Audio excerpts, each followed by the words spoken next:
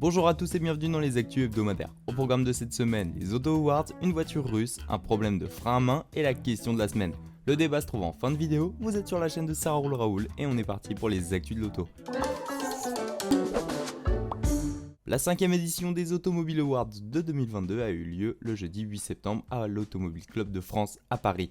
Les Français étaient appelés à voter pour leur voiture préférée et devinez quoi, l'Opel Astra remporte le prix et sa place sur le plus haute marche du podium. 39 constructeurs automobiles étaient inscrits à cet événement. Si la 6e génération de l'Astra a été élue par le public, les autoprix ont été décernés dans différentes catégories par un jury composé en parité d'hommes et de femmes. Le Land Rover Range Rover automobile de l'année, le plus orienté vers le bien-être de ses occupants, plus le SUV le plus innovant de l'année sur le plan esthétique, pratique ou technologique, quelle que soit la catégorie. Alpine Alpenglow, la concept car de l'année. BMW i7, modèle le plus connecté à son environnement, celui dont l'intelligence vous facilite le quotidien. Ferrari Daytona SP3, plus belle voiture de série de l'année. Hyundai Ioniq 6, voiture électrique de l'année. Dacia Jogger GPL, automobile offrant le meilleur rapport qualité-prix parmi les modèles facturés moins de 20 000 €. Jaguar E-Pace Flex Fuel, technologie la plus pertinente en matière de respect de l'environnement à l'exception des modèles 100% électriques. Mercedes AMG One, voiture d'exception de l'année. Mercedes-Benz EQE, modèle porteur de la technologie la plus innovante en matière de sécurité active ou passive.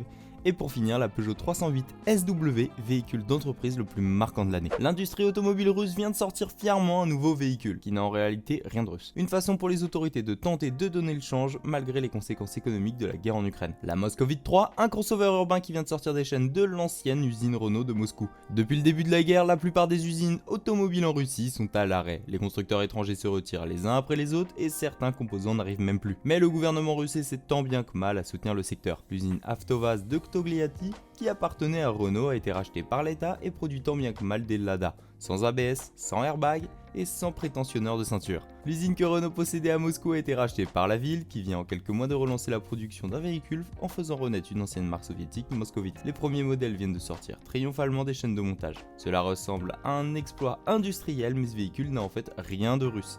La Moscovite 3 est en réalité une Seol X4, une voiture 100% chinoise, produite par le constructeur chinois JAC. Notre petite perle de la semaine revient à ce conducteur qui veut se la jouer gros dur. Lorsque l'auteur de la vidéo l'a percuté, cet automobiliste n'a pas cherché à comprendre. Plutôt que de s'arrêter sur le bas-côté pour faire un constat, il s'est stoppé au milieu de la route. Il est alors descendu de sa voiture en mode gros bras pour régler ses comptes. Mais il y a un hic. Dans son plan, il a oublié de serrer le frein à main. Pris par l'adrénaline, il est sorti de sa voiture en un claquement de doigts sans se soucier du reste. Résultat, son véhicule a commencé à rouler tout seul. S'en est alors suivi une scène plutôt ridicule dans laquelle notre caïd s'est mis à courir après sa voiture. Si vous garez votre voiture dehors, voilà quelques petits conseils. Utilisez une housse de protection, il en existe des spécialement conçus pour les automobiles.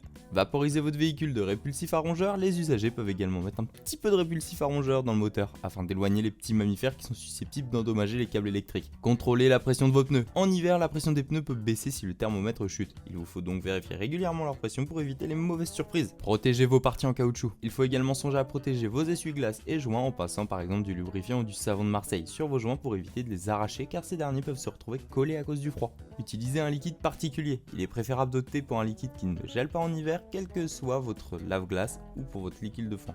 Ne pas faire tourner son moteur. Inutile de laisser tourner son moteur au moment de démarrer. Cette méthode est passible d'une amende de 135 €. La semaine dernière, on vous a demandé si selon vous, les actions menées par les activistes pour le climat ont un réel impact. Et donc la question de la semaine, le montant de l'assurance d'un véhicule fait-il partie de vos critères d'achat? Merci d'avoir regardé la vidéo. Si vous avez la moindre question sur l'automobile, n'hésitez pas à aller sur notre site internet.